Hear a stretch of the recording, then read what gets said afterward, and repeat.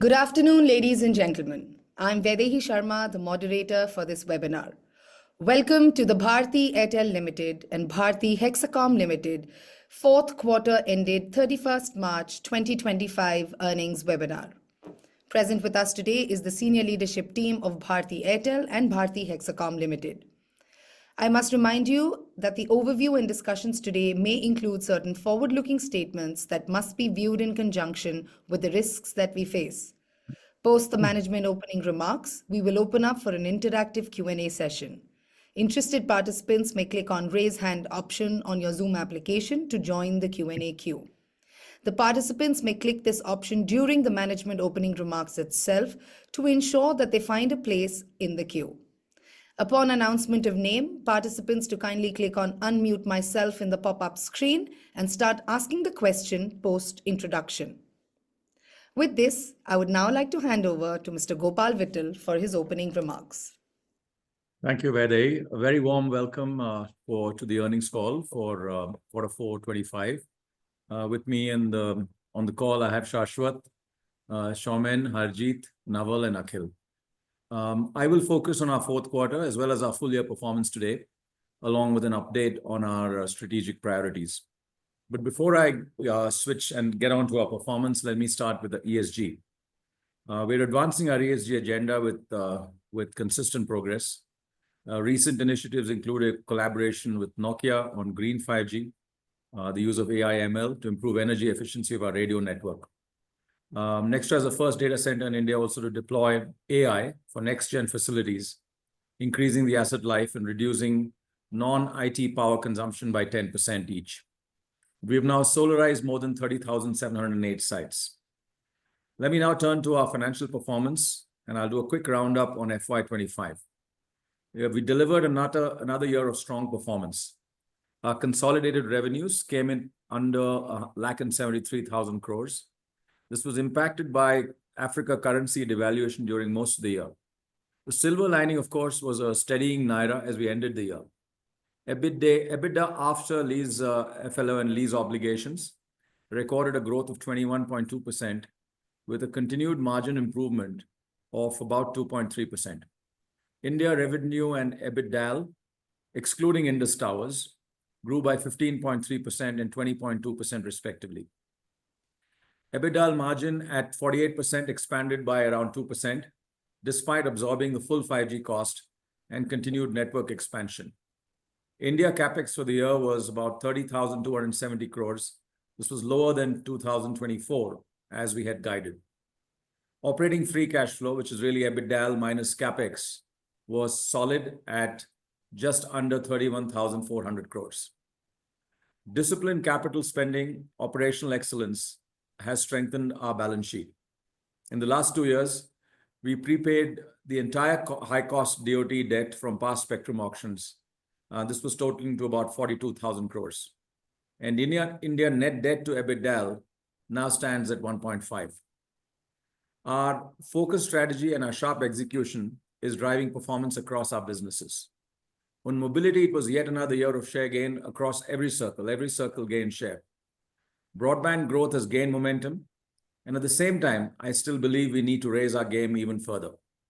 We've now launched IPTV, which will further enhance our customer experience, drive convergence, as also lower our capex spend on the box. Network expansion was as planned, with 19,858 network sites and about 44,400 kilometers of fiber that we deployed. Fiber deployment, as I mentioned, remains a strategic priority, with accelerated rollouts and almost nearly 7.2 million home passes added. Our fixed wireless access was launched in over 2,500 cities. Let me now turn to the Q4 performance.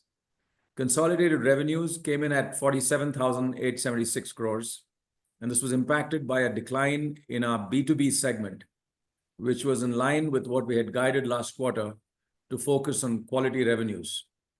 India revenues, excluding Indus, came in at 33,100 crores. EBITDA margins came in at 50.7%. This is an improvement of 1.4%. We prepaid another tranche of high-cost DOT spectrum debt of 5,985 crores. Let me now share a quick update on each of our segments. In the mobile business, we added 5 million customers to our revenue earning base and 6.6 million smartphone data customers. Postpaid net adds has remained steady at 0.6 million. ARPU was at 245, that was flat sequentially, but remember it was impacted by 2 less days in the quarter. On an equal day basis, therefore, ARPU stood at rupees 248. I do want to underscore that the key ARPU drivers, which are feature phone to smartphone upgradation, prepaid to postpaid upgradation, data monetization, and international roaming penetration still remain intact. We are on track with our 5G expansion, having added about 25,000 new sites in the full year FY25. We closed the quarter with 135 million 5G customers. 5G devices now represent 85% of the total smartphone shipments, and we continue to capture our fair share of the 5G device market. In the broadband segment, we added 8.1 lakh customers and rolled out over 2 million FTTH home passes. We further strengthened our content offering by signing an exclusive partnership in India to offer Apple TV and Apple Music to both our Wi-Fi as well as postpaid customers. During the quarter, we also signed an agreement with SpaceX to bring Starlink's high-speed internet to our customers where they're not able to access terrestrial networks. Starlink will therefore complement and enhance Airtel's suite of products to provide ubiquitous connectivity across the country to our customers. On digital TV, we added 76,000 customers during the quarter, largely aided by our IPTV launch. Despite DTH industry headwinds, we've achieved a record high in market share. We're also making structural changes to our DTH business by completely eliminating subsidies, and we believe this will dramatically impact our cash flows. Our IPTV launch has seen encouraging response from customers. IPTV, as you know, delivers enhanced convenience with a better user experience, flexibility to watch on demand, as well as catch-up content, in addition to linear broadcast content. Airtel Business reported a revenue of 5,316 crores. As mentioned in the last call, the sequential decline is on account of our strategy to move away from commoditized low-margin businesses. The underlying business continues to see traction and has seen some step up in performance in this quarter. During the quarter, we also landed 2 subsea cables, CME-V6 and 2 Africa Pearls, strengthening our global connectivity offering. On the digital businesses, we continue to add muscle to our digital portfolio with cloud, which we've launched just now, cybersecurity, financial services, IoT, and CPaaS, and all of these are getting additional investments. Airtel Finance is growing fast, and our new partnership with Bajaj Finance will further bolster our portfolio. On the payments bank, our monthly transacting users now stood at just under 100 million. They're at 96 million, growing 10% sequentially. The annualized revenue run rate stands at 2,900 crores, which has grown by 35% year on year. Deposits remain strong at over 3,600 crores, growing 30% year on year. A quick update on Africa. The underlying constant currency revenue growth was strong at 3.5% sequentially. With stabilization in the Naira, reported revenue growth came in at 6.3% sequentially. EBITDA was 4,085 crores with a margin of 35.9%. The balance sheet for Airtel Africa remains solid with net debt to EBITDA of 0.9. Let me now comment on each of our areas of focus. We continue to build a diversified and resilient portfolio. The underlying performance across the portfolio remains strong.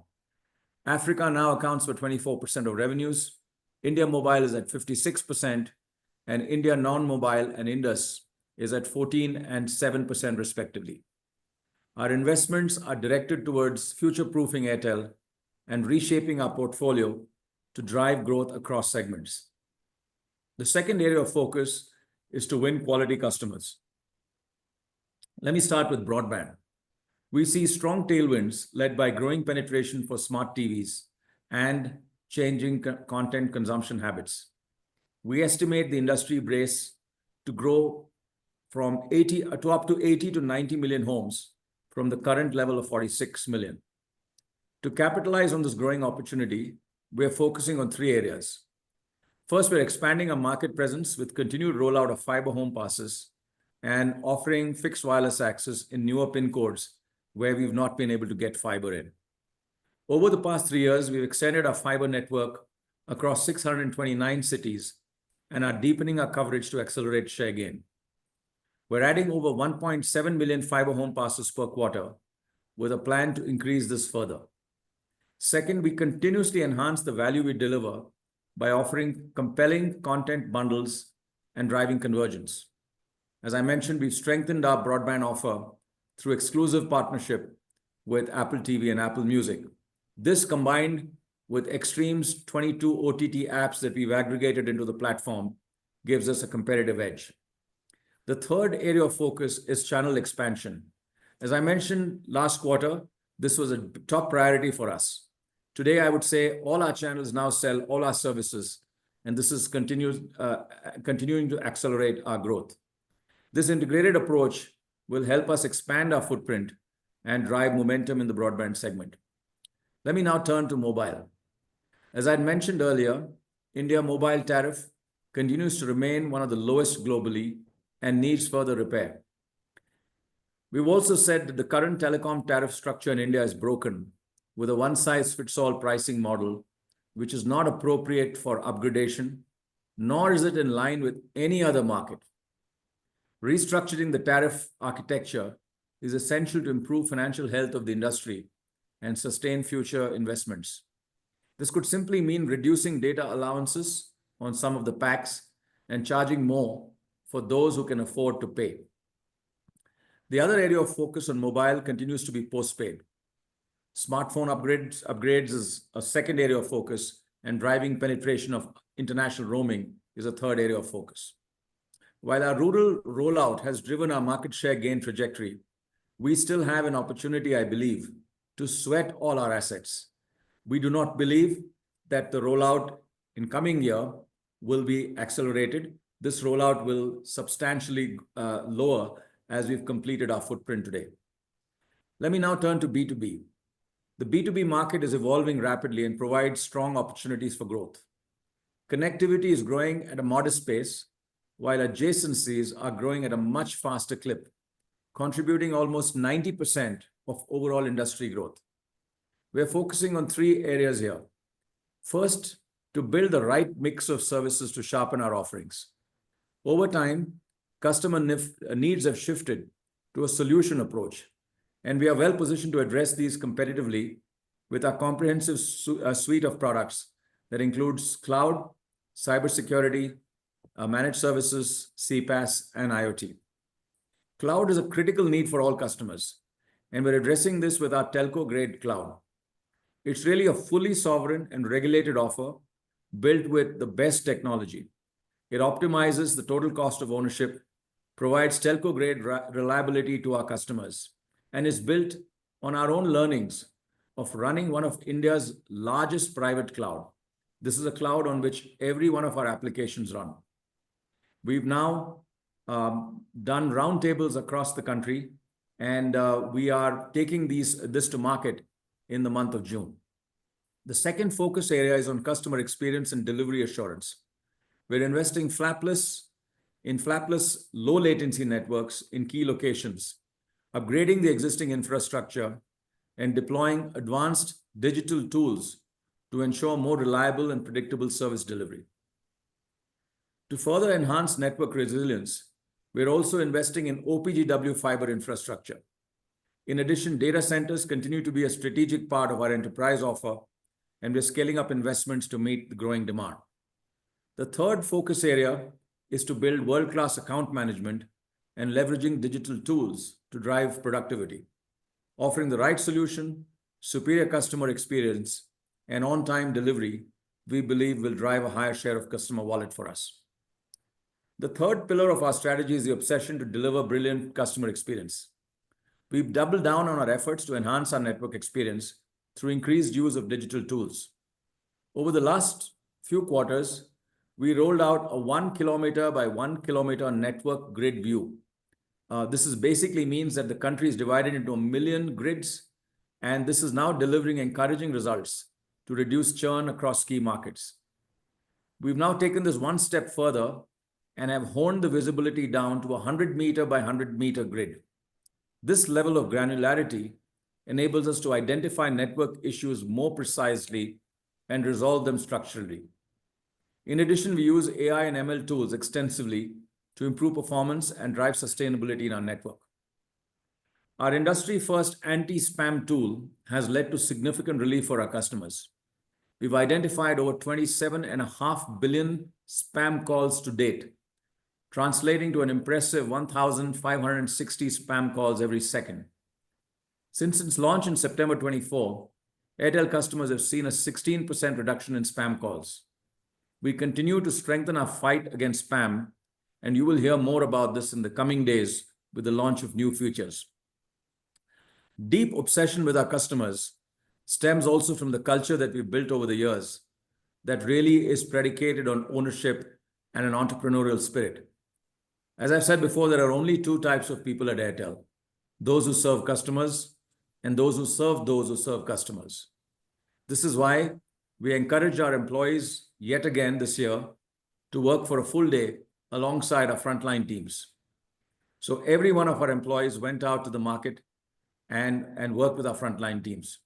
This initiative has helped generate insights ranging from network infrastructure to service delivery and assurance that are already being translated into themes for action. The fourth pillar of our strategy is to build and leverage our digital capabilities. Over the years, we've transformed our digital platforms and fully wired it into our ways of working. Two additional focus areas we're working on today. First, building gold standard digital tools on top of these platforms. These tools help us simplify our ways of working, drive efficiency, and enable us to identify new growth avenues.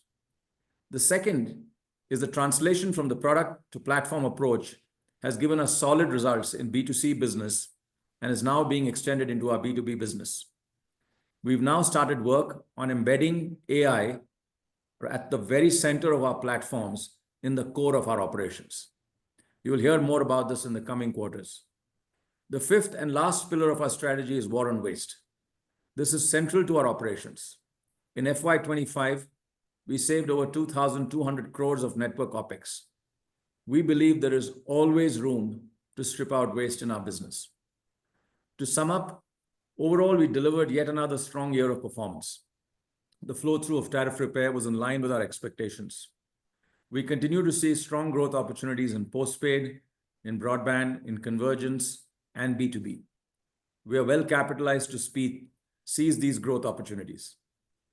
Our disciplined approach with well-planned and calibrated CapEx, financial prudence, and sustained deleveraging is reflected in our solid balance sheet. I want to reiterate that our FY26 CapEx will be lower than FY25, as we've done a lot of heavy lifting over the last 2 years. We'll continue to channelize our investments to future-proof Airtel and build digital services at scale. Finally, I want to underscore that industry does need further tariff repair for sustained financial health and to support continued investments and deliver a respectable ROCE to the business. With that, let me hand back to the moderator. Thank you very much, Gopal. We will now begin the Bharti Airtel Q&A interactive session for all the participants. Please note that the Q&A session will be restricted to analyst and investor community only. Due to time constraints, we would request if you could limit the number of questions to 2 per participants to enable more participation. Interested participants may click on Raise Hand option on your Zoom application to join the Q&A queue. Upon announcement of name, participants to kindly click on Unmute Myself in the pop-up screen and start asking the question post-introduction. Participants are also requested to limit their questions to Bharti Airtel till 3:30 p.m.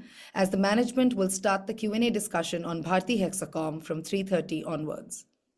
With this, the first question comes from Mr. Piyush Chaudhary. Mr. Chaudhary, you may please unmute your side, introduce yourself and ask your question now. Yeah, hi.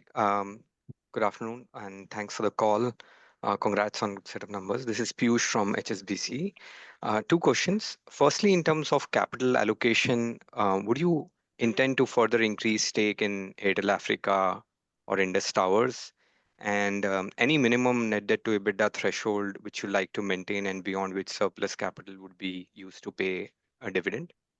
Secondly, Gopal, you mentioned CapEx will be lower in fiscal 26, but any color on how um, you know um, how much lower can it be? Will it be at the same pace as we saw in fiscal 25? And we saw in fourth quarter there was a surge in Airtel business CapEx. Any reason for that? Thank you. Thanks. Let me start with your second part of your question. The increase in Airtel business CapEx was largely on account of some investment that we made on cloud. As I mentioned, we're taking this to the market in June. Plus, we've made some investments, additional investments in our data centers, but otherwise it's business as usual. How much lower the CapEx will be for next year, I'm not in a position to comment in specific terms. What I can tell you is that it will certainly trend downwards. And the reason I say this is that the rural rollout will substantially slow down. There are a few more areas, particularly in some of our challenger circles where our coverage is low. For example, in MP, in Maharashtra, in Gujarat, we will continue to do a little bit of radio rollout there. There will be some 5G rollout. Transport, and so their radio rollout will come down substantially. The transport side is a consistent kind of capex that we put in, and that will continue. And the rest of the businesses will get their fair share. So you will see certainly a moderation in capex. On Africa, I want to give you a little bit of the background. If you recall, we were forced to sell down in the past due to cash flow issues. And the fact is Africa is growing solidly and even more than India. It's almost at 2x in terms of growth. And you will appreciate that all companies need growth. And here we've got one nicely set up in a large set of 14 countries. This is a big, big advantage. So we will take more and back it if we believe in it. All our buying has been at good value. Our last block was at about 132 pence, and now it's at 170 odd pence, which gives us a good foreign exchange hedge. The asset is in pounds, even though underlying currencies are volatile, but reported growth is also at 15%. It's solid. It's also dividend paying. And therefore, we will look at opportunities to buy more. Indus has no plans at this point in terms of buyback. Indus, there's a dividend that, a committee was set up to review the dividend review it between dividend, buyback, etc. And as a significant shareholder, we will certainly do the right thing. Airtel, as you know, has announced a big stepped up dividend, and so we'll expect this trend to continue. So the reason I am giving you a slightly longer answer is we want complete flexibility on the use of cash. It will always be in the best interest of the company. And as you know, both the promoter group and the management has shown solid leadership in managing difficult years of financial situation where many competitors struggle. So you'll have to leave this to our judgment to use the way cash is deployed in the right way. We will manage this through balancing debt, dividends, buybacks, and some investments wherever needed. That is something that we would like to assure you, Piyush. Great, thanks, Gopal. And any kind of minimum net debt to EBITDA threshold, or you want complete over there also? You have complete flexibility. We are continuing to deleverage here. As you've seen, we have paid off a lot of the high cost spectrum debt. This is with a specific intention to lower the interest burden on the company. We'll continue to look at opportunities to delever, and at the same time, we'll step up dividend as well. Thank you. The next question comes from Mr. Gaurav Malhotra. Mr. Malhotra, you may please unmute your side, introduce yourself, and ask your question now. Yeah, hi, this is Gaurav Malhotra from Axis Capital. Just had three questions. Firstly, Gopal, you did mention, and the dividend has been bumped up this year. But any sense on if there could be some formalization of dividend policy in terms of some percentage of net income band or percentage of, say, FCF like we see for in other sort of players or in industries? That was first question. Secondly, if you can just give us some sense of what kind of traction you're seeing in FW in terms of subscriber adds? And lastly, where are we on the transition to 5G SA? Those are my three questions. So Gaurav, we are as we mentioned last year as well, you will see from us a step up in dividend, and that is exactly what we've done. We are not, announcing any specific policy in addition to that. The free cash that is actually generated within the company, we will use in the best way possible through a combination of deleveraging, dividends, as well as additional investments wherever growth can be had. On FWA, on fixed wireless access, firstly, I must tell you that the way we look at our business is we look at total homes added rather than fixed wireless access. That fiber is always a superior technology when compared to fixed wireless access because it gives you concurrent uplink and downlink at the same levels. It has infinite capacities. And so one of our obsessions has been to really roll out fiber at a much more rapid pace. That said, the fact is that there are places where we've not been able to reach, which will take time. And this is where fixed wireless access comes in. Today, about 40 to 45% of our overall net adds are coming in from fixed wireless access. And this will continue to see, we believe that the overall homes business must continue to see stronger growth. We would be disappointed if against the 812,000 net adds that we did this quarter, we don't see a step up in the next quarter and beyond. And therefore, that's the focus that we have. The mix of this, we would ideally like it to be more and more towards fiber, but fixed wireless access is a great complement. And over time, fiber will chase fixed wireless access. On 5G SA, at the right point in time, we will go for it. As I've mentioned to you before, on the mobile side, it's very important that we offload the 4G traffic to 5G networks before we are in a position to refarm the spectrum and move to SA.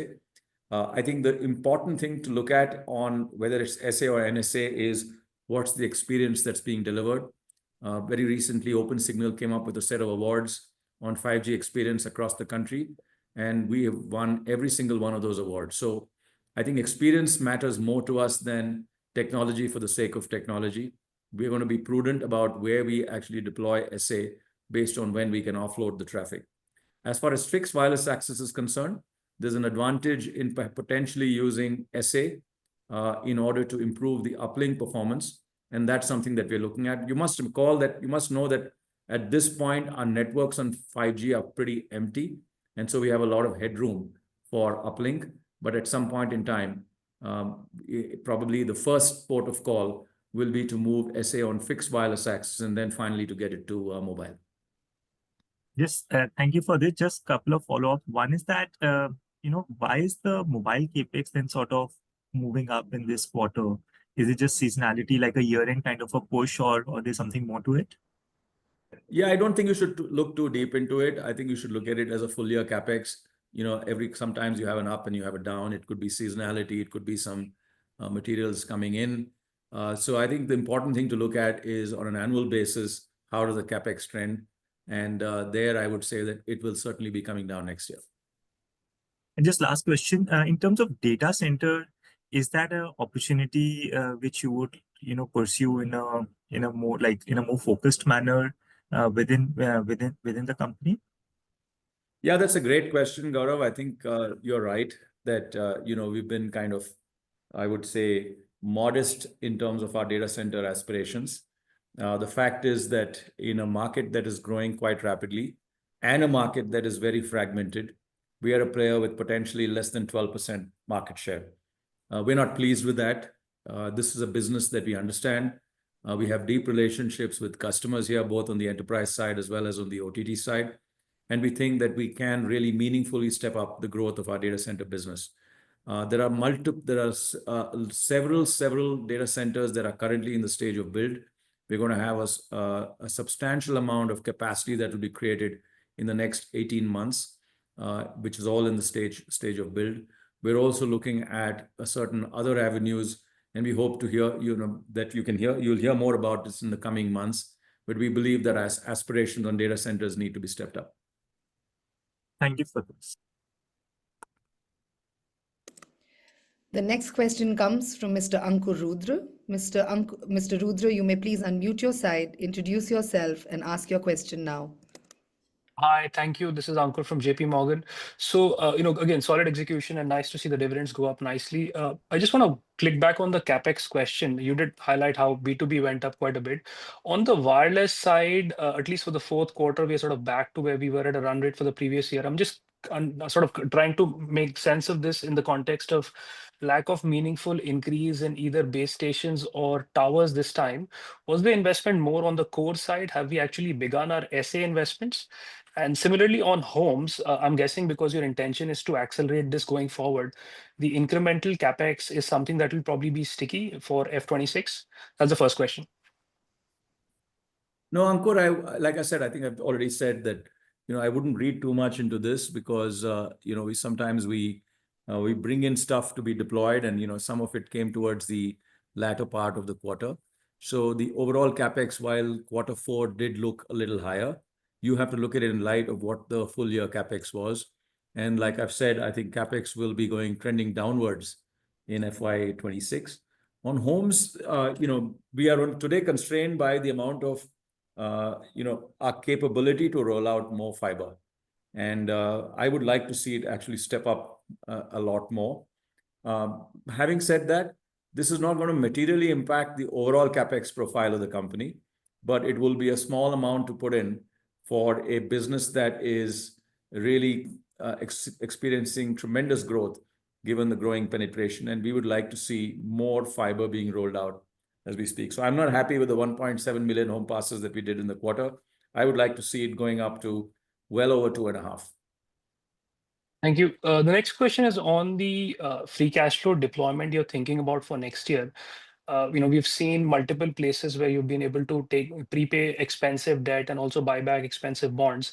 How are you thinking about the balance sheet right now? And also, if you can comment about the AGR conversion you have applied for in the context of that. Thank you. Yeah, I will take the second part of the question and then maybe hand it over to either Harjeet or Shomin for the first part. On the AGR conversion, I think for us, it was quite simple. We think that, we just wanted a non-discriminatory level playing field in terms of an option to convert. Whether we will convert or not is a decision for the board to take. But the option is something that we wanted to make sure that we wanted a clarification of the government, whether we had the option or not. Yeah, so thanks, Gopal. Maybe I can add a few points. Someone please feel free to chime in. Ankur, on the free cash flow, of course, the free cash flow profile is increasing. The benefit of that is a choice that we have to balance all the objectives. You've seen the stepped up dividend. It is step up with respect to what we used to do, but frankly, 16 rupees is probably less than 1% yield on the stock today. And also, while you see the leverage overall coming down, it is not homogeneously distributed. So Africa is low, Indus is very low, India profile still is slightly higher at about 2.5. You may not see all of these, but it's important to see the largest block, which is India. I think it's imperative we continue to deleverage more within that too. So the homogeneous block, as it is comfortably within 2, could also yield better choices to decide what we need to do with free cash flow. In the shorter term, deleveraging, high cost debt, you rightly pointed out, high cost DOT debt has been prepaid, perpetual bonds, which were high on dollar, reset prices, which have been very high, have been prepaid. And some of those opportunities will again come by. Also note that this financial year where we are in, we will also have large, first time after 4 years moratorium, some DOT installments to be paid by the industry. So we'll match all of these objectives. And at this stage, don't expect any meaningful change to how things have been.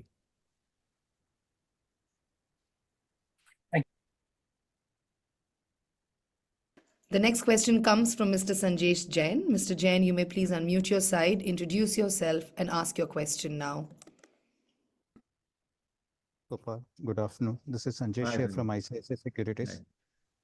Hi. I got a couple of questions, Gopal. First, on the home services, I understand the expansion in the FTTH and FWA. Content comes naturally now, but are there more opportunity beyond that? Smart homes, securities, storage. Are we doing anything around peripheral to expand the addressable market within the home? What's your second question, Sanjesh? Second question is on the AI, you did mention that we are using a lot of AI tools internally. And in the previous call, you mentioned that you don't want to go follow up early on the GPU as a service. I don't understand when we are building such a nice portfolio of AI and we have such a strong understanding, why don't we deploy it to be more economical on the enterprise side to go early in the GPU and develop a lot more services for the third party? Okay, thank you. Well, firstly, Sanjesh, I think one of the initiatives that we launched, this was about 2 years ago, was on home surveillance and home security. So we did a tie-up on cameras. These were really state-of-the-art cameras. You can speak into the camera. They sort of do 360-degree swivels. You get recordings on the cloud. You can track movements. You can set alerts on your smartphone, et cetera, et cetera. And we were trying to bundle this along with our broadband. We launched this about 2 years ago. We've seen some modest success. And one of the things that we found was that it was a very niche business. So while the people who we did on board, which is potentially about 500,000 customers, were very sticky customers. But the fact is that it was very low ARPU and a huge amount of effort that was taken within the company. So we've decided to actually go a little slow on that side of the adjacencies. And the reason we are going a little slow is that at this point in time, our single-minded, dedicated focus is to capture a disproportionate share of home broadband. Because I believe there will be enough time as India evolves, as incomes rise, for us to get into more and more services and adjacencies around that. Even globally, if you look at most of these adjacencies, they're a tiny fraction of the overall home broadband spend. So this is an area that we are tracking very closely. We don't want to miss the bus. Equally, we don't want to fragment the team for chasing something that is not materially impacting for the company. On the AI question, I think internally, in addition to many of the experiments we're running, we're trying to embed AI at the very heart of our business. And so you're right, we have a deeper appreciation of what this could do. I mean, I wouldn't say we have a deep understanding, because no company can claim to have a deep understanding today. The technology is evolving so rapidly, but we have a deep appreciation, and we are committed to putting this at the very center of our business. That said, if you take GPU as a service, it's a very different business model, Sanjesh, because the quality and the capacities of the chipsets, along with the cost of the chipsets, are changing so rapidly that I think there will be enough time for us to actually get in there. We use some of the GPUs for ourselves, but to actually go and put in large investments without being clear about this, I think is something that we said we don't want to be an early mover in the space. We'd rather be a fast follower. So we're going to watch this space, and who knows, at some stage we may pick this up. But at this point, we have parked it. Clear, Gopal. Thanks for that elaborate answer. But on the data center, you seem to be very confident. And I think there was some release that we are looking to double the data center capacity in 3 years. Can you elaborate on that, please? A lot of these capacities are coming on board right now as we speak, Sanjay. So many of the investments that we made over the last 24 months and some of the investments we are continuing to make over the next 8 to 9 months, we'll see significant capacities come on board in FY26 and FY27. In addition, we are having conversations with multiple players, very large players, to look at what more we can do to help their plans, to see how we can accelerate data centers. So I feel, and I would certainly say that in a business as large as ours, to have a infrastructure play like data centers with a market share of 12% is low. And we're not happy with that. And therefore, we do believe that there's an opportunity for us to step up the game here. And any CapEx number have we disclosed for next 3 years for the data center business? No, we've not disclosed that separately. But at this point in time, it's in the ballpark of what we would have spent, maybe slightly higher. But it's all rolled up into the overall CapEx for the company.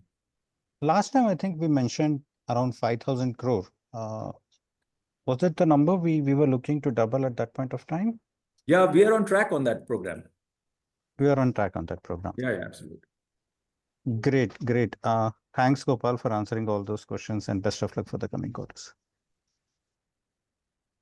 The next question comes from Mr. Vivekanand Subaraman. Mr. Subaraman, you may please unmute your side, introduce yourself, and ask your question now. Hi, this is Vivekanand Subaraman from Ambit Capital. I have two questions. So, first of all, when you mentioned that CapEx would trend lower, though in fiscal 25 your CapEx declined, it is still 24% of India revenue. What do you think is the right benchmark for a growth market like India, where CapEx stabilizes, let's say, in the next 2-3 years from a CapEx to revenue standpoint? That's question one. Should I ask my second one or wait for your response? Yeah, please go ahead. Yeah. Secondly, you usually call out your B2B revenue growth X of voice across some segments like global OTT, plain vanilla connectivity, and digital revenue streams, right? Is it possible for you to give an update on that along with some trends like order book, revenue market share? Thank you. Yeah. So on the CapEx number, I don't want us to think, about it right yet in terms of percentage of revenue. Obviously, as growth steps up, the percentage of revenue will step down. I mean, that's a fact. Go back to 2019. At one stage, we were at 50% of revenue was CapEx, because at that point in time, data services were almost free, and the business was in a state of stress with the industry revenue having declined substantially. If you were to have another round of tariff repair or restructured tariff architecture and see a significant jump in revenue, then obviously this will trend down very substantially lower. In fact, if you look at most global companies, which are in more developed markets, then the CapEx as a percent of revenue tends to be in the ballpark of 15 to 17%. So my hope is that we should be pushing a lot more for growth. At this point, our CapEx is really focused on doing the right things for the company, and we'll continue to do it. If we have to step it up, by the way, we will. I believe that we will moderate during the course of the year, but I'm making an extreme point to say it's important that we continue to put, because CapEx for us is our product. So transport will continue to get its fair share. Radio CapEx will certainly come down. There's no question about it. And radio is a large component of CapEx. Core tends to be a smaller component of CapEx.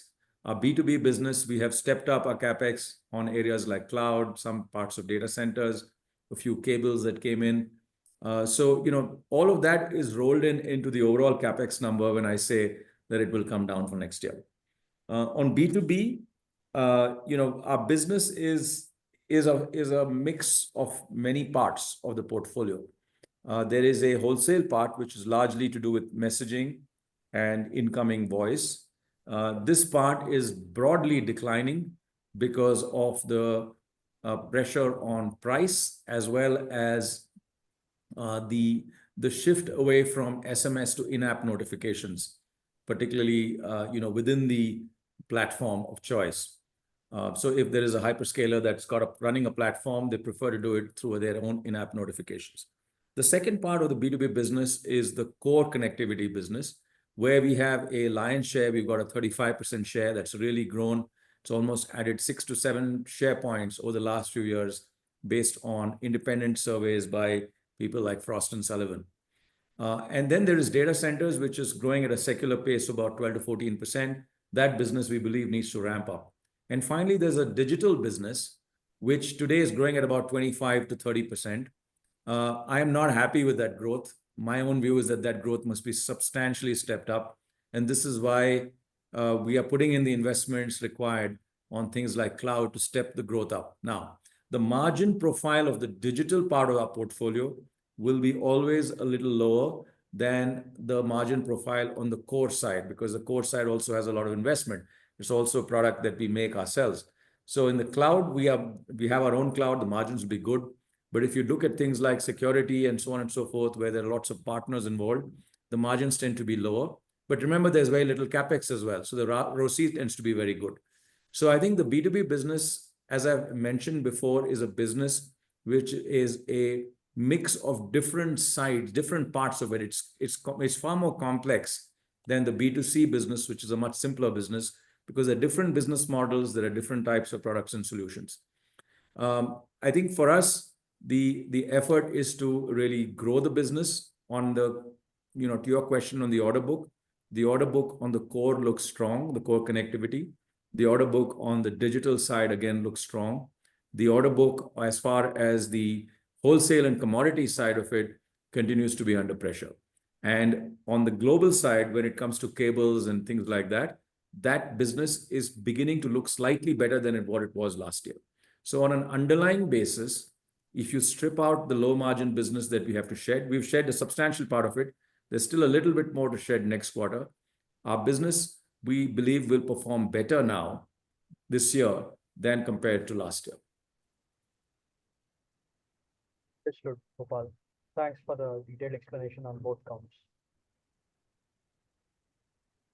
The next question comes from Mr. Kunal Vora. Mr. Vora, you may please unmute your side, introduce yourself, and ask your question now.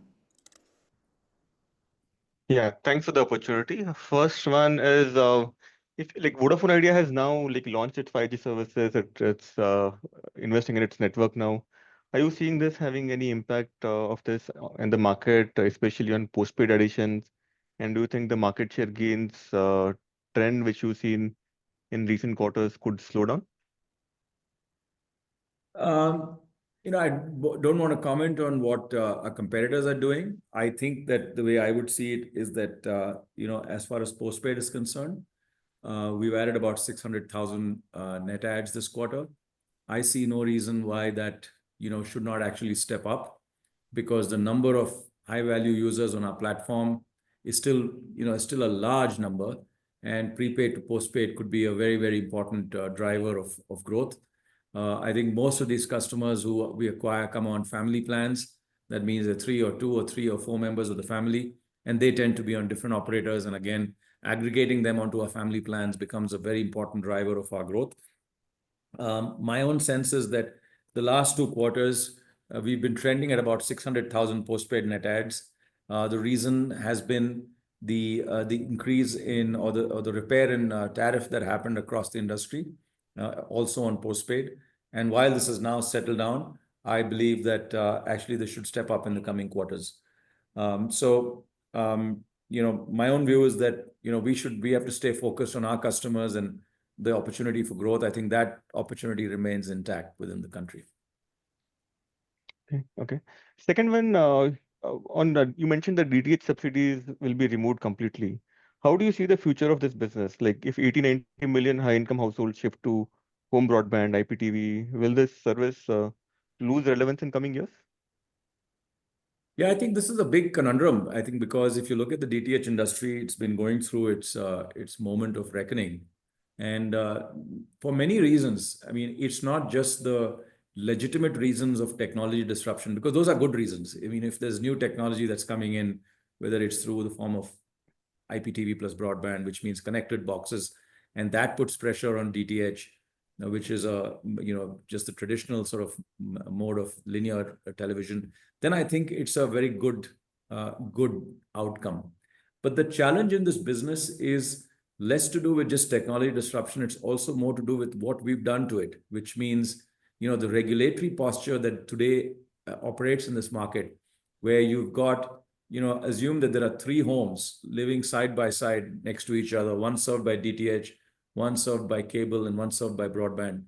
Each of these homes has different regulatory constructs. So the DTH business or the DTH, regulation has sort of price that is fixed. It has certain cross-holding restrictions where, the content player can't have also sort of investments in the distribution pipe. The cable has a slightly different set of restrictions. And when it comes to broadband, it's absolutely free for all. There are no regulations whatsoever. So this is the second reason that's been actually creating the challenge. And the third reason is the advent of free Doordarshan or free dish, as you call it, which is on the Doordarshan, dish. You have very good content, which if you look back into history, Doordarshan was set up with a view to actually educate people on things like agriculture and and so on and so forth. Now it's become good entertainment, and that is available at almost no price. So these are some of the other headwinds that the industry is facing. My own view is that there will still be an opportunity for DTH, because home broadband will not get to every single home in India. I mean, there are 260, 270 million homes. There'll be probably 150, 160 million TV homes. We are potentially talking over the next 5 years of broadband homes getting to maybe 75 to 80 million. So there will still be a large pool of homes served for linear broadcast television, which is where DTH will play a role. And there's still an opportunity to grow from cable. I think that is really how we see it. That said, I think the subsidies and all of the cost of acquisition that's built into high sort of subsidies on the boxes that were sold needs to be stripped out. We have taken a brave call, and we've done it. We're waiting for the competition to follow, and we hope sense will prevail to strip those subsidies out, because there's no point putting in subsidies in a market where the only subsidy is going in to rotate your own customer. Understood. And just one last question. You announced second buyback in Africa and indicated your commitment. Would you look to delist the business? Any reasons to keep it listed? And also, if you can talk about the partly paids and what's the plan for that? No, I think that we will, let's not get ahead of ourselves. I think the important thing is to, like I said, I think, it's a terrific asset. It's an asset in pound sterling. It's doing very well. And, it's a dividend paying asset. So we believe that the opportunity for us to buy back will continue. And that's why we've done it. Your second question was on, sorry, Kunal. Partly paid shares. Airtel partly paid shares. No, we will call that only when we need it. At this point in time, there's no requirement for us to call the partly paid shares. Understood. That's it from me. Thank you. The next question comes from Ali Asghar Shakir. Mr. Shakir, you may please unmute your side, introduce yourself, and ask your question now. Yeah, thanks for the opportunity. Hi, Gopal. A couple of questions. First is on the tariff architecture that you spoke about, and this is something that you have been talking for quite some time.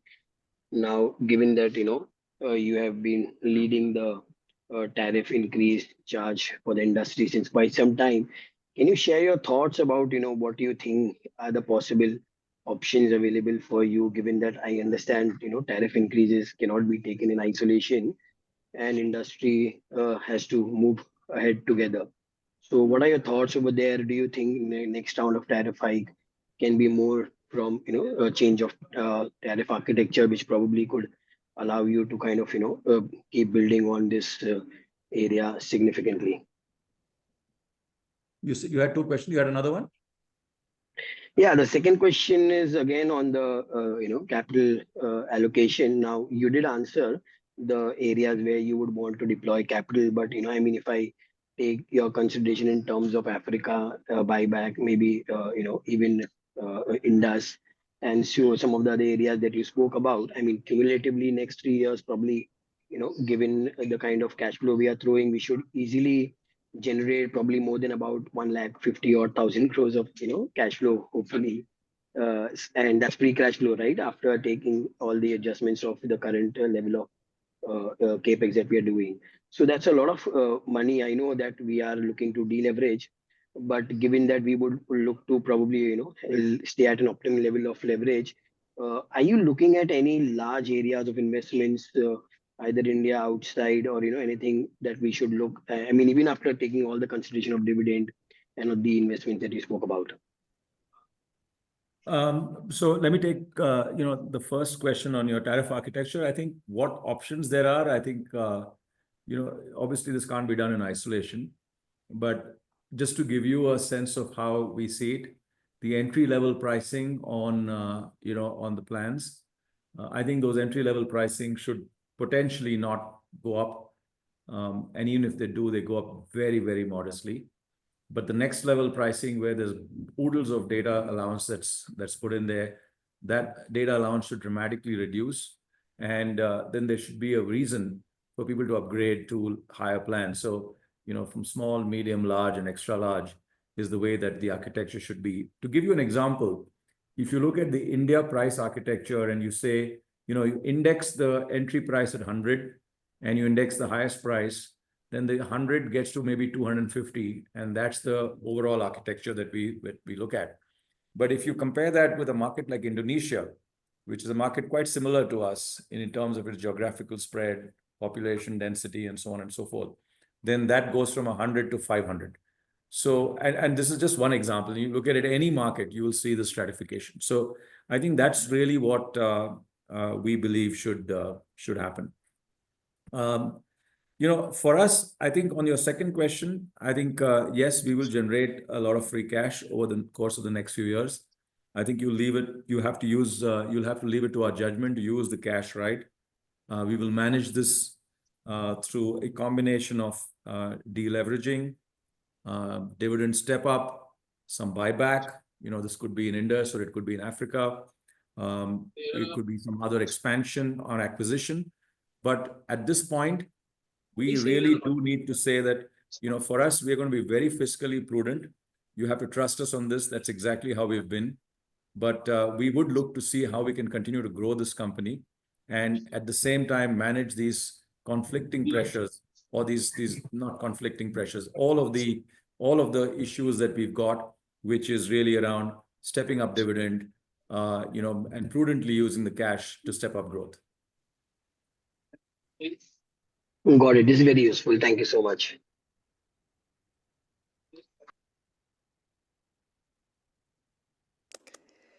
Thank you everyone for asking your questions. I would now like to remind the participants to stay connected on the call for the next session on Bharti Hexacom at 3:30, 4 minutes from now. I would now like to hand over to Gopal for his closing remarks on Bharti Airtel.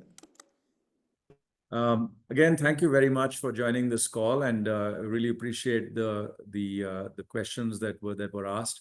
We hope we've been able to address most of these questions, and we look forward to seeing you next quarter. Thank you. Thank you. Request all participants to kindly stay connected for another 3 minutes to begin the Bharti Hexacom call. Thank you.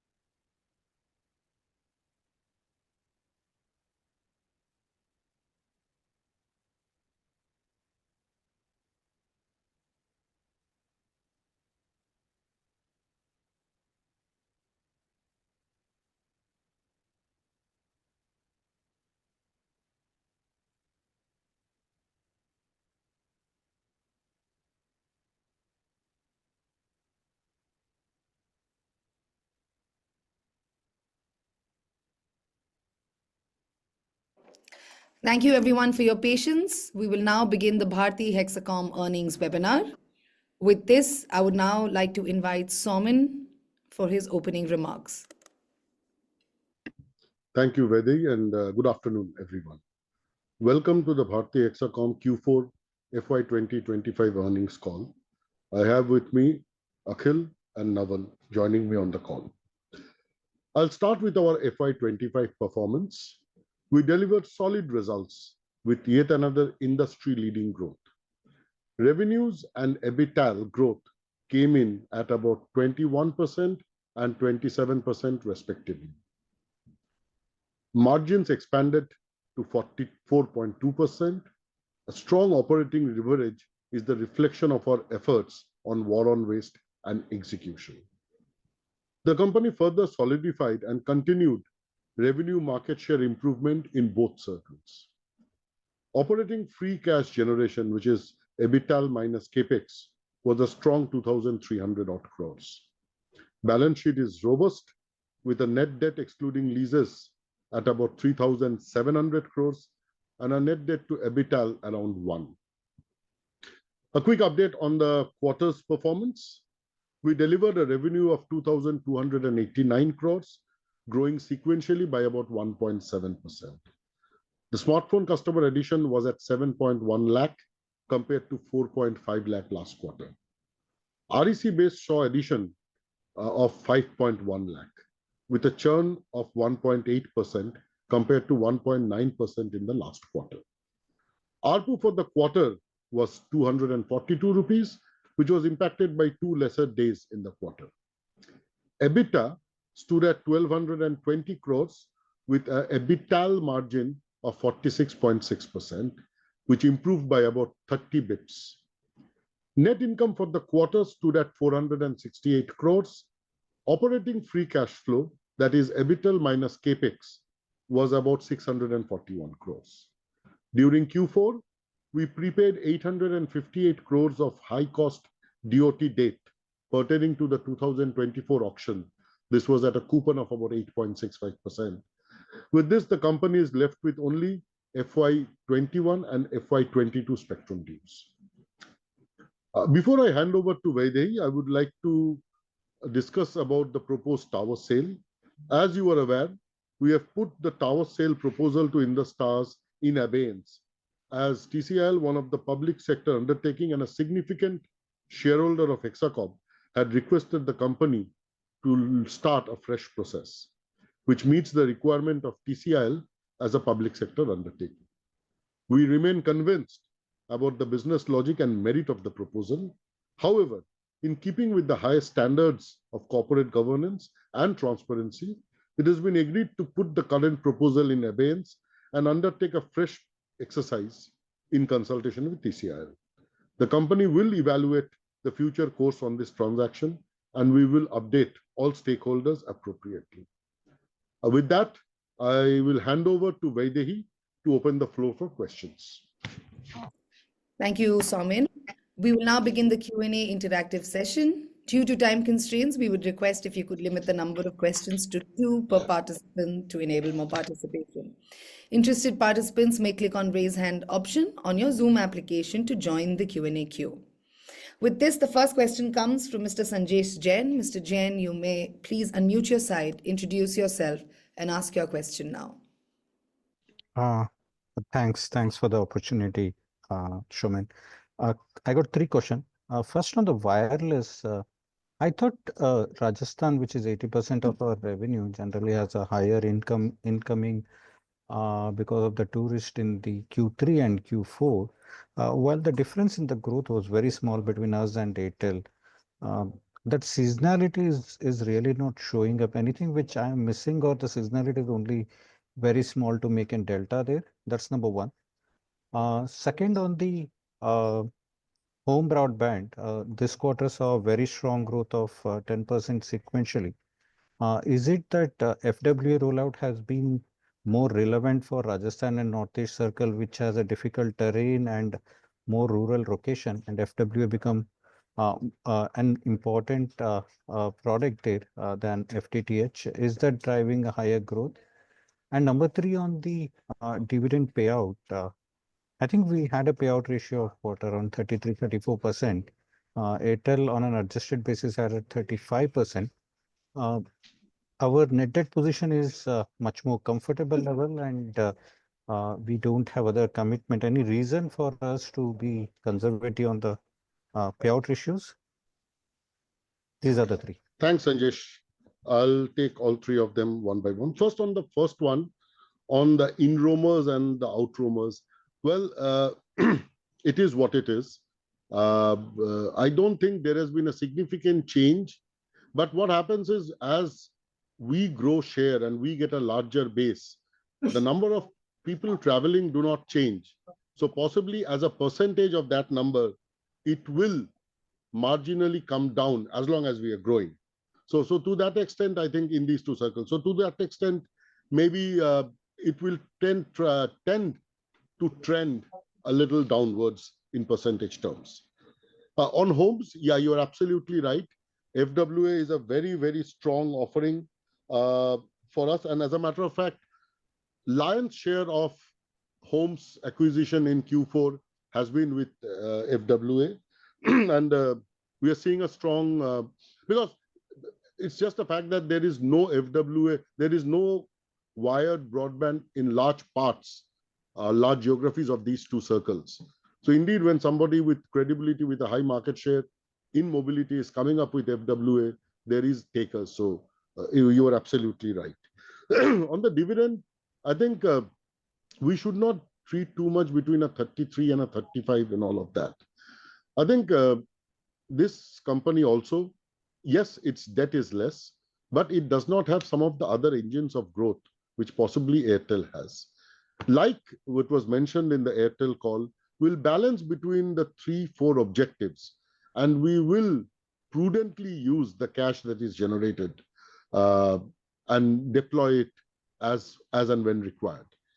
As Gopal mentioned, I think the organization has shown a lot of prudence over the years in how generated cash has been deployed, reduced.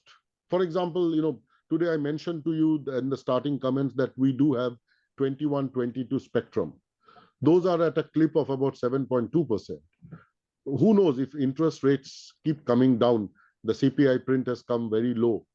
If interest rate indeed comes down, even the 7.2 may warrant to be repaid back. And you would remember 2022 was a mother of all auctions. There was a large procurement of 5G, millimeter wave, and so on and so forth.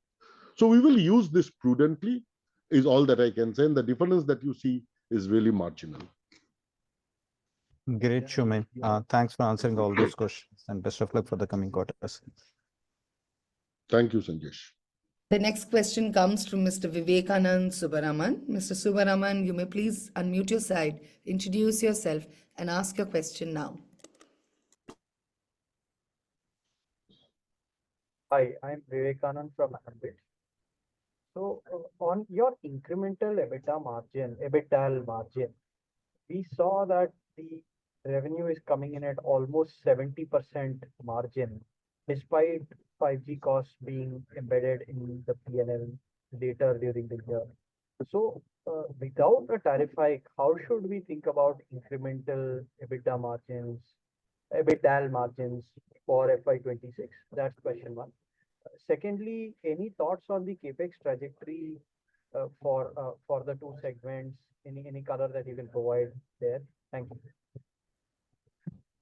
Thanks, Vivek.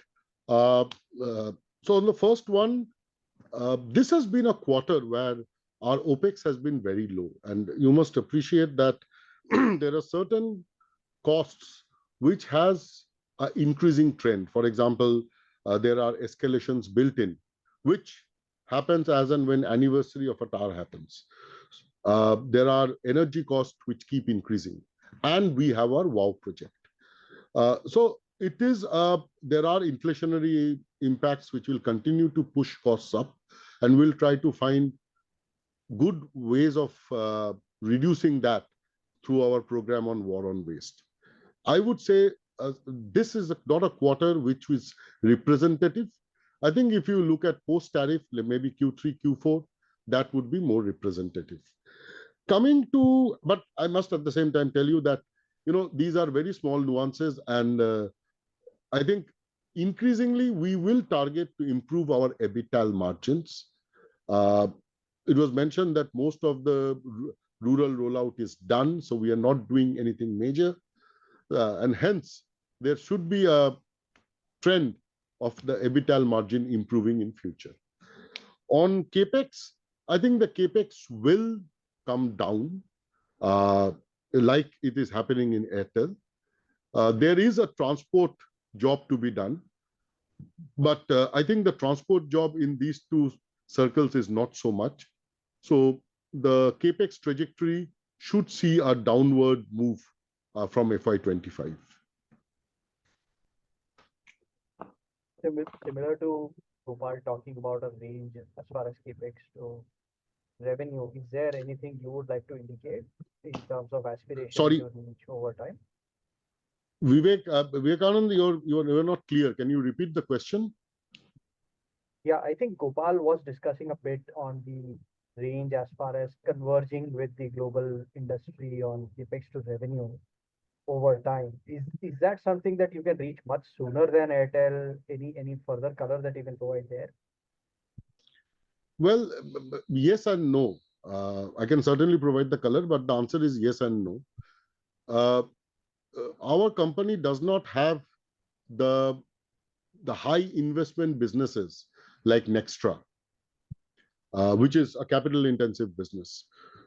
It does not own submarine cables. So to that extent, the investment is a little less. But at the same time, you have to appreciate that the digital businesses which can grow, which are pan-India businesses, is also not operated from this. So I think it's a mobile first and largely mobile only business with a small amount of B2B and homes growing.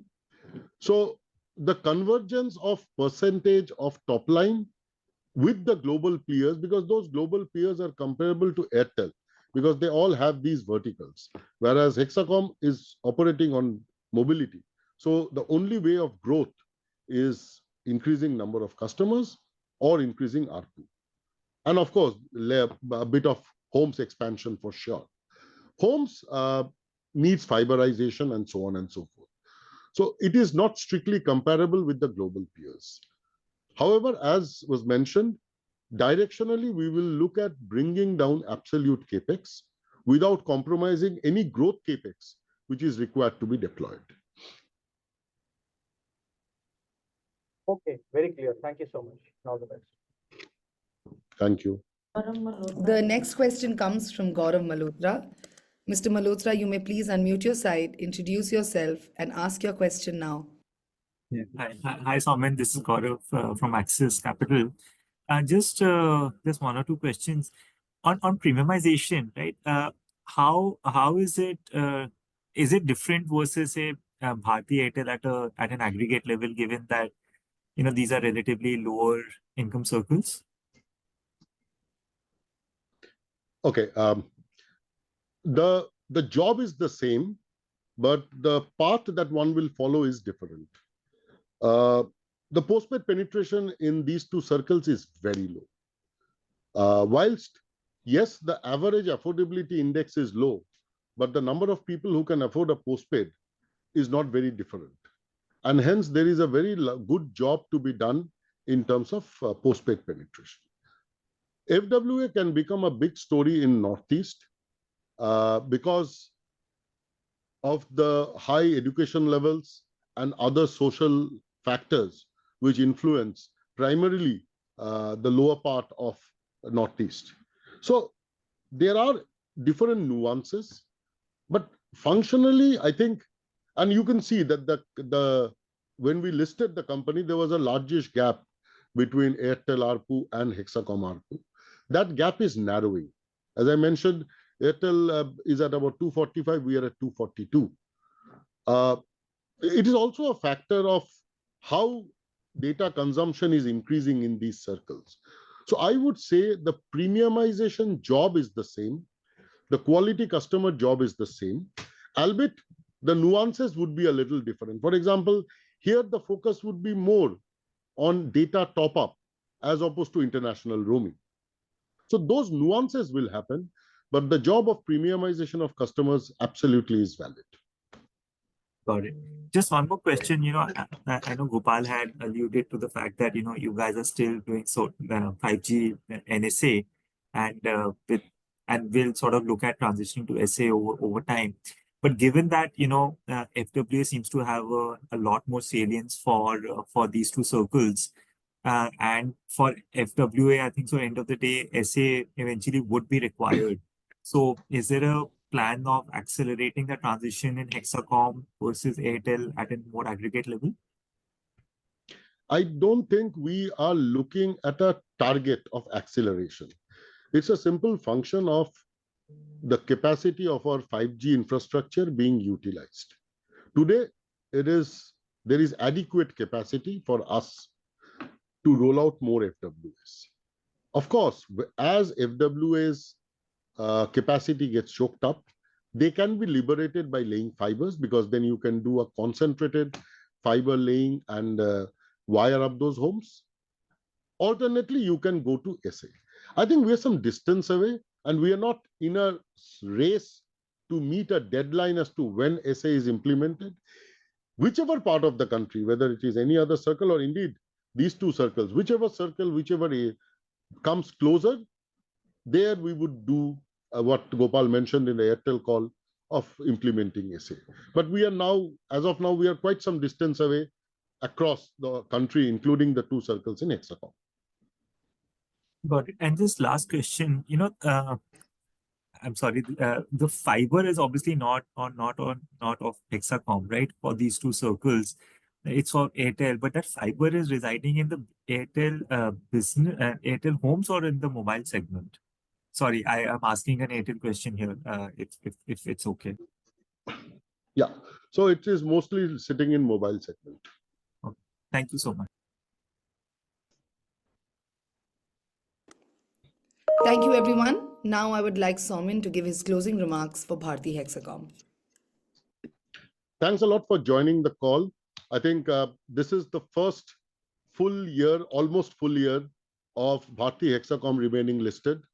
I think it has been a stellar performance. I think whatever we had put up during our roadshows, we've been able to do it. The tariff repair has come in with great handy, and the increase in dividend should please the stakeholders. Thanks a lot for joining, and look forward to catching up next quarter again. Thank you. Thank you, everyone, for joining us today. The recording of this webinar will be available on the company website. Thank you all. Have a good day and see you next quarter. Bye.